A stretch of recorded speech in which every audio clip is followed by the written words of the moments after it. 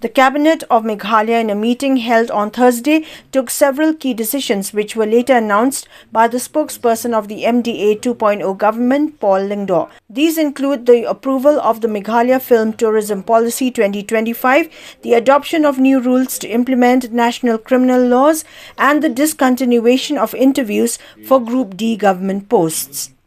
MDA spokesperson Paul Lyngdoh informed that the Cabinet had approved the film draft of the Meghalaya Film Tourism Policy 2025 after incorporating over 200 suggestions from various stakeholders. He stated that the policy was aimed at tapping into Meghalaya's growing potential as a film-making hub in the Northeast.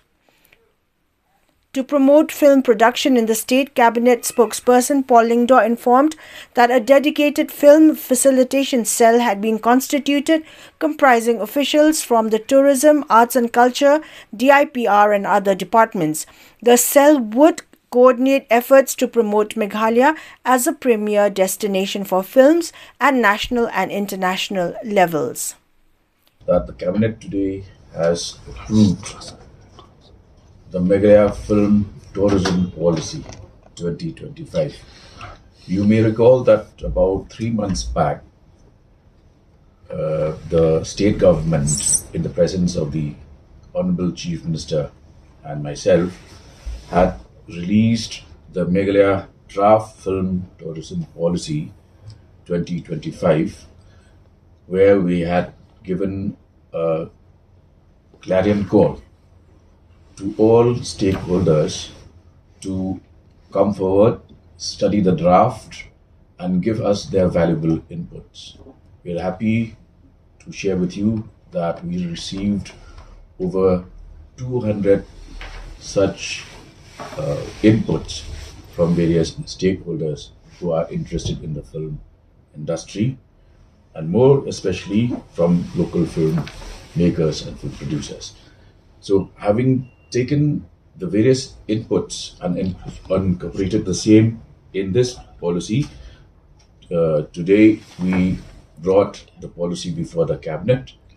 There was a very detailed and intense discussion, after which the Cabinet had approved this policy. Now, in the first place, why was there a need for this policy? The Meghalaya Film Tourism Policy seeks to focus on the fact that Meghalaya has huge potential to attract filmmakers from across the world. We would like to promote national and international films, media productions, also to establish Meghalaya as a hub for film making in the Northeast, and to develop a robust infrastructure for across the state. Now, as part of this policy, we have structured an agency to be called a Film Facilitation Cell, which will include representatives and officers from various agencies and departments, where the Department of Tourism, Arts and Culture, DIPR, will synergize their efforts and ensure that we are able to work in tandem to project Meghalaya as a major destination for movies, both regional, national, and even international. To incentivize filmmaking in Meghalaya, where various slabs of movies will receive support through subsidies.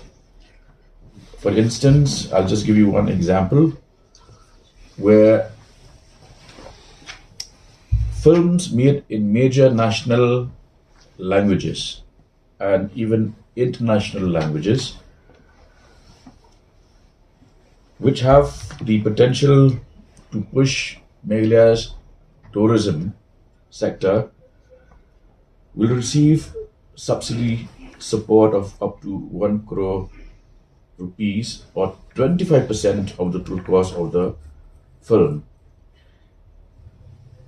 And to qualify for that, they need to have at least 75% of the total shooting days within the state of Meghalaya.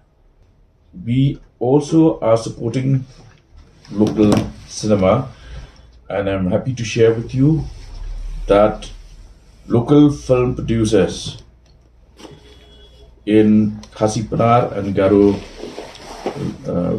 languages will be allocated subsidy support of 50 lakhs, for which each filmmaker will avail this incentive once every 2 years. There will also be support for the making and production of TV serials and shows, web series and original shows to be displayed on OTT platform.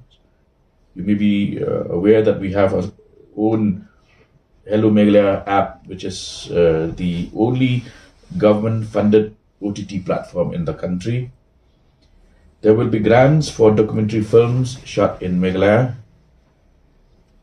grants for short films shot in Meghalaya, financial subsidy and infrastructure development. We are also coming up with a film studio, and all of these various interventions will be scrutinized at the level of this committee, which I had mentioned to you, the Film Facilitation Cell. The Commissioner and Secretary, Home Department, Cyril Vidingdo, announced that the Cabinet had approved 3 sets of rules to facilitate the implementation of the new criminal laws, Bharatiya Nyaya Sanhita (BNS), Bharatiya Nagrik Suraksha Sanhita (BNSS), and Bharatiya Saksha Adhinayan or BSA, as mandated by the Ministry of Home Affairs and consented to by the High Court of Meghalaya. As part of the ongoing process to bring various rules under the ambit of these new criminal laws.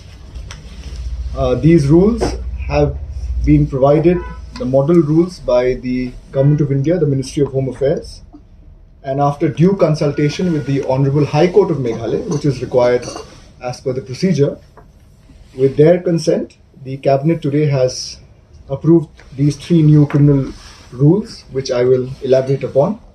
The first is called the Meghalaya E-Sakshya Management Rules 2025.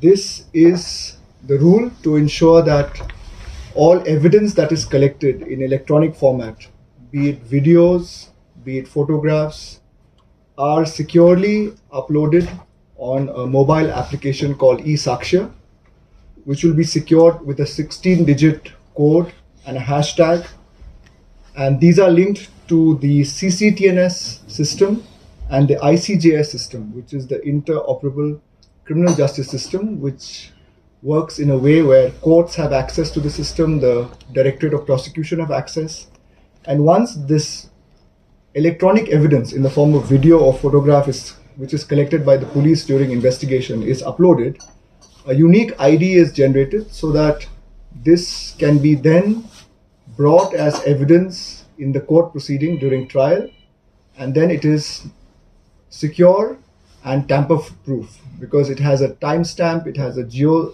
tag, it has this 16-digit code, a unique SID.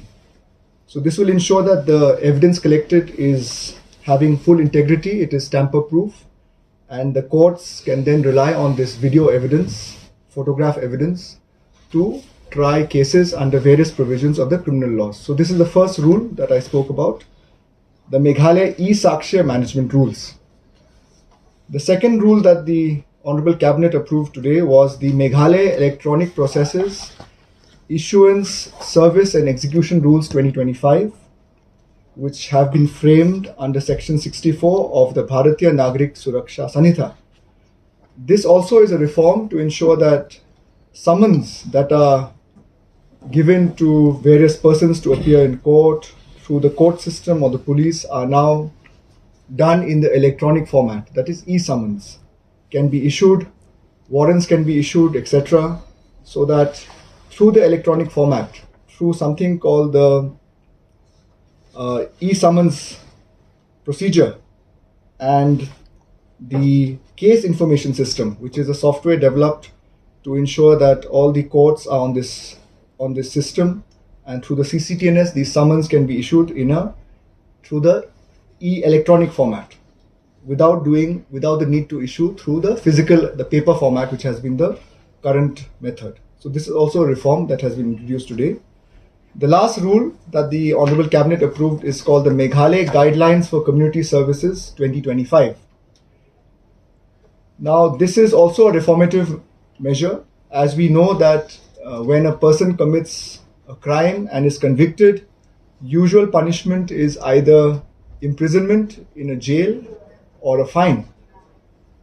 This is bringing a new type of punishment, which is called a community service, which means that for petty offences, minor offences, the honourable courts can sentence a person who is convicted of petty offences to community service, which includes, for example, cleaning and maintenance of wards in government hospitals, trolley movement assistance in government hospitals, arranging of books or listing of books in, say, government libraries, cleaning of classrooms or labs, etc., in government educational institutions, or cleaning with municipal corporation and cleaning staff, including planting of trees, removal of weeds, etc., in plantations run by forest department. So these are basically community service that the person who's convicted of minor offences has to undertake to serve as a sentence after conviction in a court of law. Number one, we should understand the context that this community service is nationwide. It's not something unique to Meghalaya. All other states also are implementing this community service guidelines for this community service. It is based on model rules issued by Ministry of Home Affairs. Number two, on your question of who will supervise these persons to do the cleaning or the planting, the court will appoint something called a probation officer, and there will be clear guidelines. As per the guidelines, they'll be sentenced to some hours of community service, maybe 20 hours, 30 hours, whatever the courts deem fit.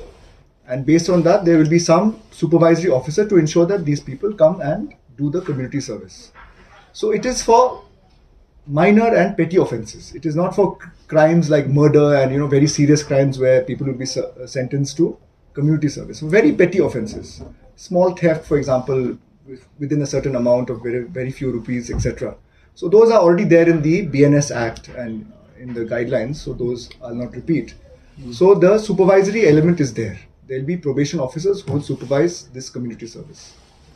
The MDA spokesperson Paul Lyngdoh also announced that the Cabinet had approved the discontinuation of interviews for Group D posts in the state government. He said the move was intended to ensure greater transparency in the recruitment process and was in line with guidelines issued by the Department of Personnel and Training DOPT, Government of India.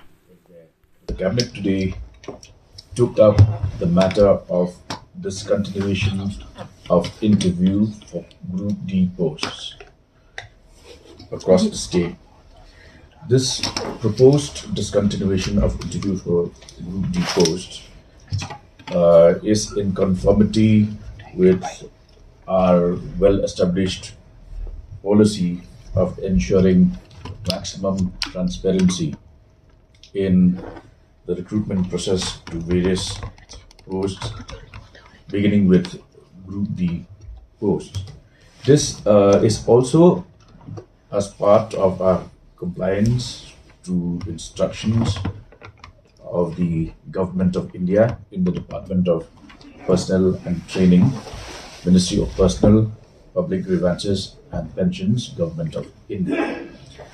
So, in line with this decision, all appointments for Group D posts will be done without recourse to the process of interview. This will take effect from the 1st of October 2025, meaning it will have a prospective effect, meaning that all such interviews that are scheduled from the 1st of October this year will be minus the need for the candidates to sit for personal interviews. This will also help to speed up our process of appointment and recruitment to various posts and ensure, as I mentioned, transparency and efficiency of the system.